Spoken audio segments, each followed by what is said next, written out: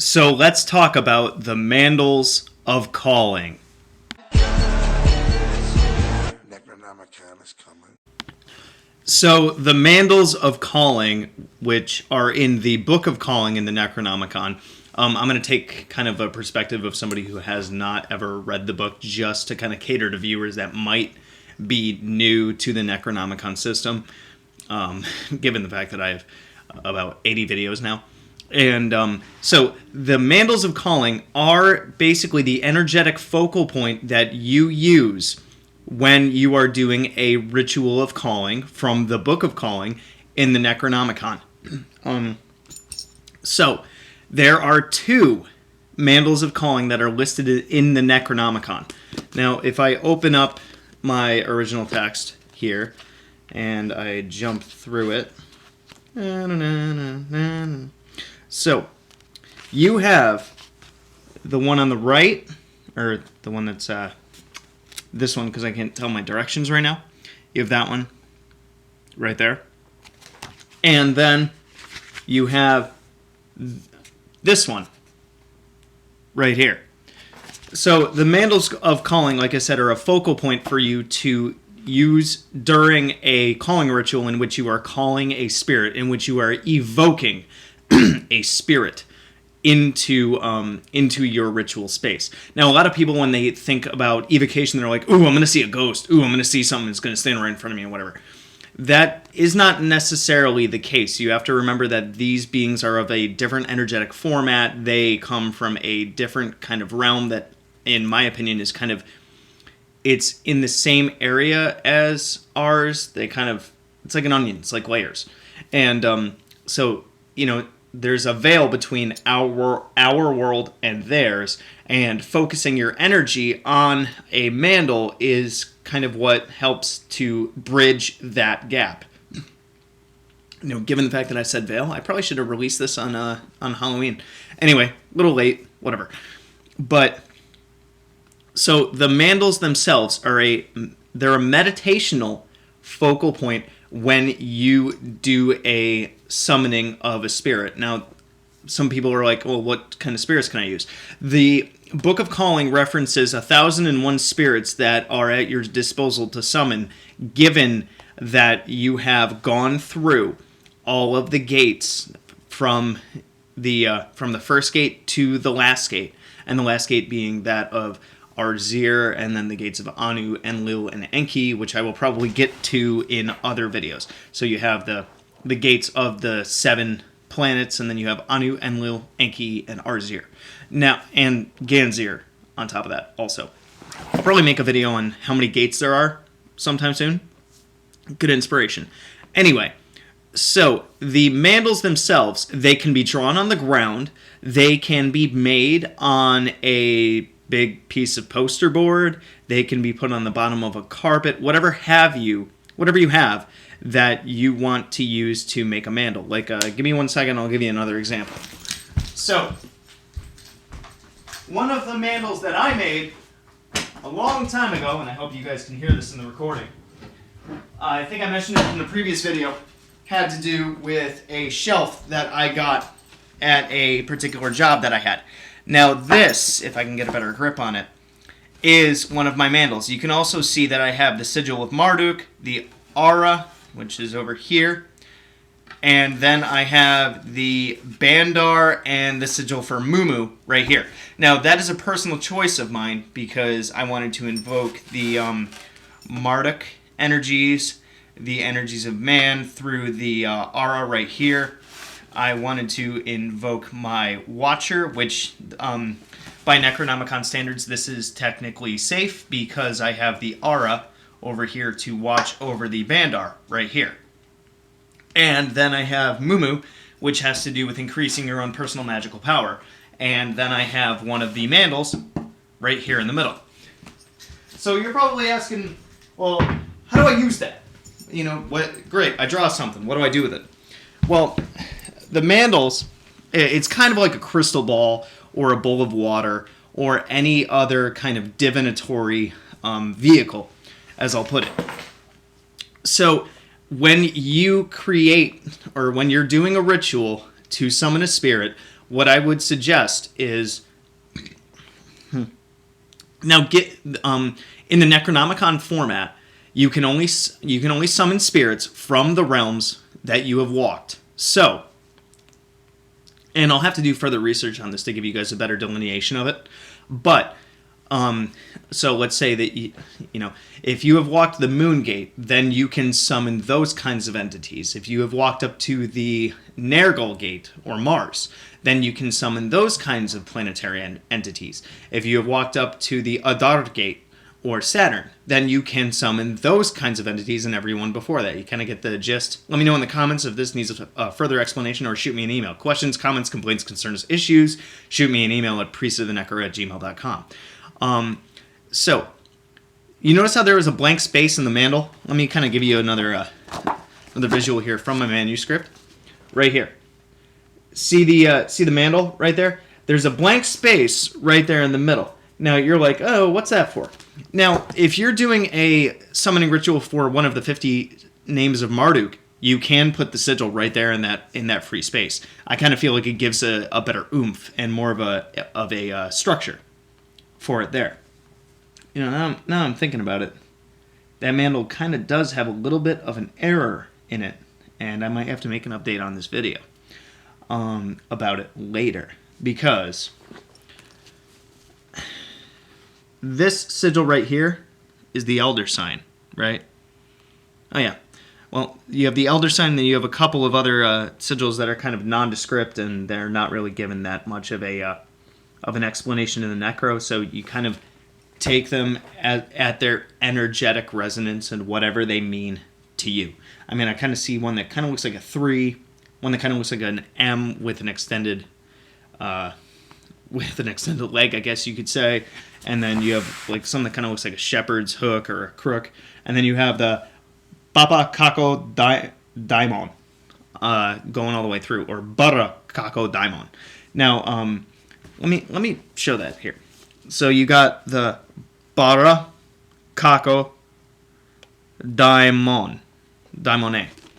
Now, from anybody that's actually read the book, you know that it was, or if you know the backstory of the Necronomicon, it was found as a manuscript where a lot of it was in Greek, and then specific phrases were in Mesopotamian. Now, daimon, for example, is a Greek word that means spirit. So there's a little bit of a Greek translation in here, which I might work into putting it back into cuneiform, or to the Sumerian script. I might get into that if I can figure out how to make that a drawable picture. But anyway, I'm getting way ahead of myself here.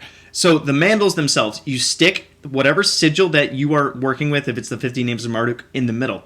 And then when you are doing the chanting and you are raising energy by looking at the sigil and just basically staring at it to pour your energy into it.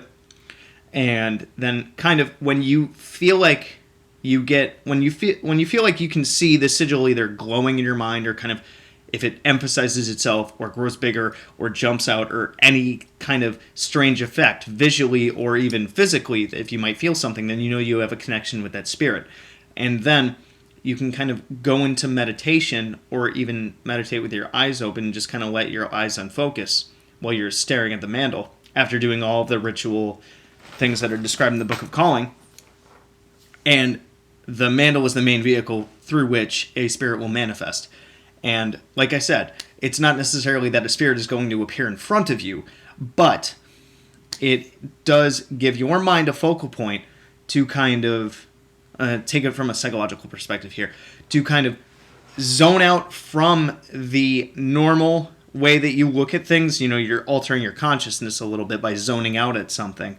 And then you might get messages, you might see visions, different things like that. That's really the truth kind of about how evocation works. At least from my experience and my understanding of it, I may not be that kind of person that can summon a spirit into full physical appearance as of yet, but with several other practitioners of paganism, chaos magic, other things like that, that I have had correspondence with in person and over email, It is extremely rare that you can actually see a physical spirit, and it's even more rare that you can actually raise one, because our plane is different than theirs, and it takes an immense amount of energy for them to come visit us, the same as it takes an amazing amount of concentration and focus and dedication for anyone to astral project or to shift into another plane or things like that. I am a person that can astral project, and I can tell you that actually as of late it's kind of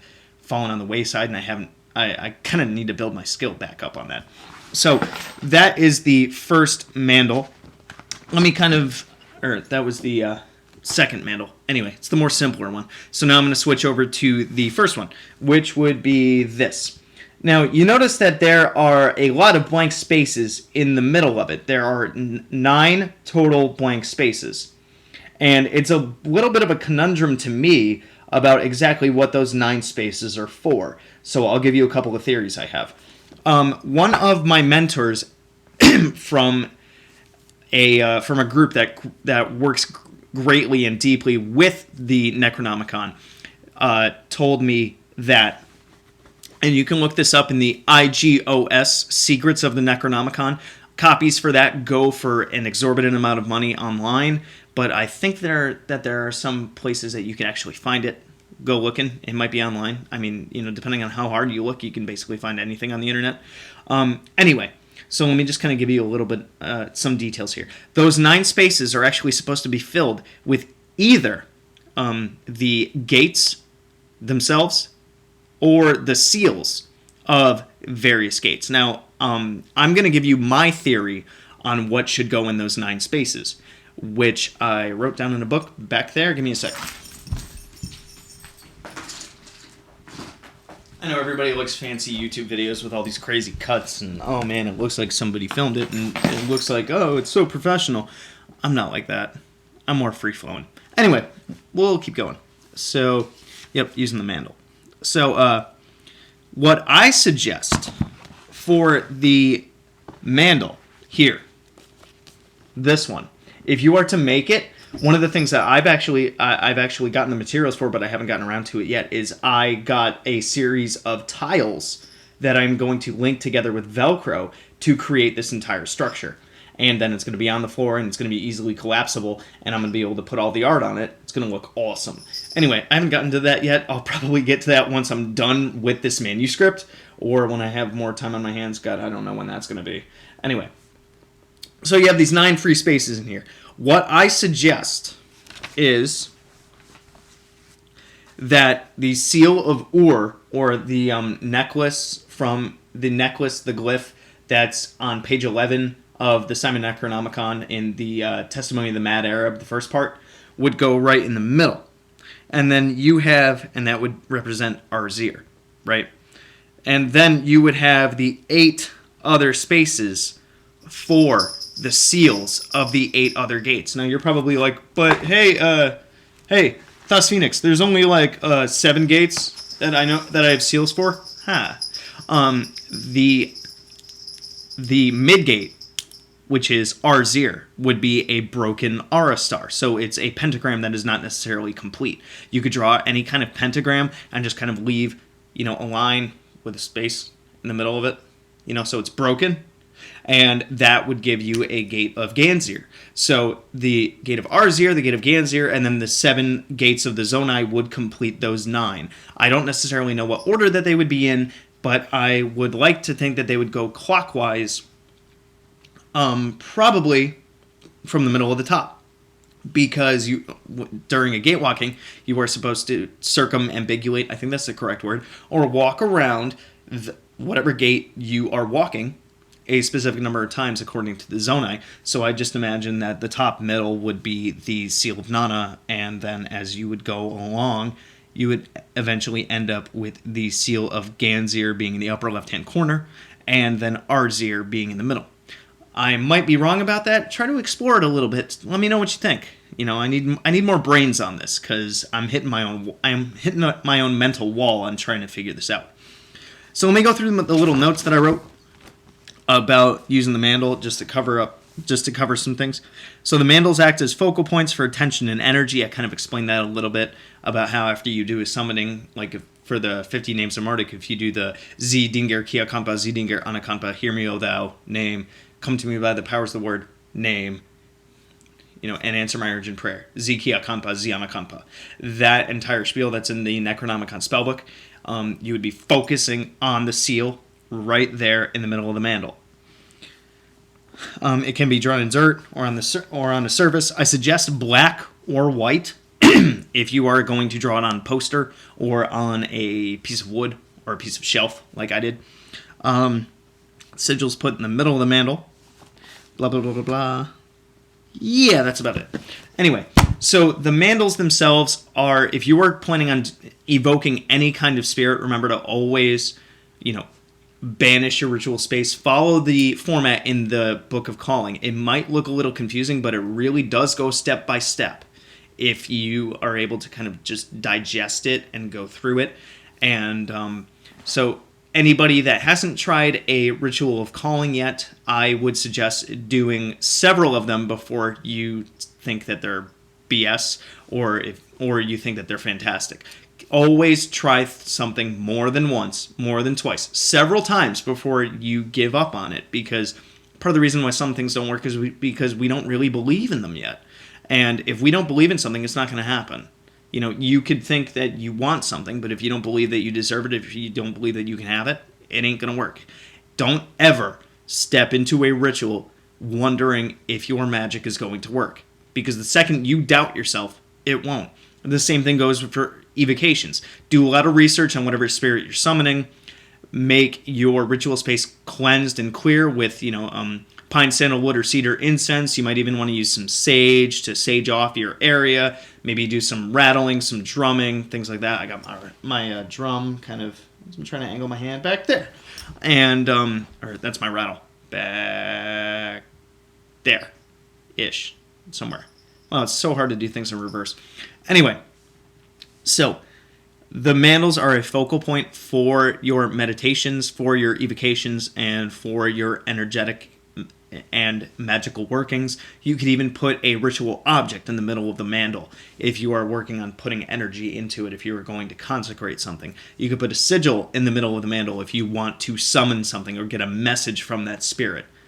So hopefully this kind of made sense. I explained the mandals a little bit and what they're used for. I hope that this kind of progresses anybody's knowledge with the Necronomicon and their ability to use it in a magical context. Wow, this video is running pretty long.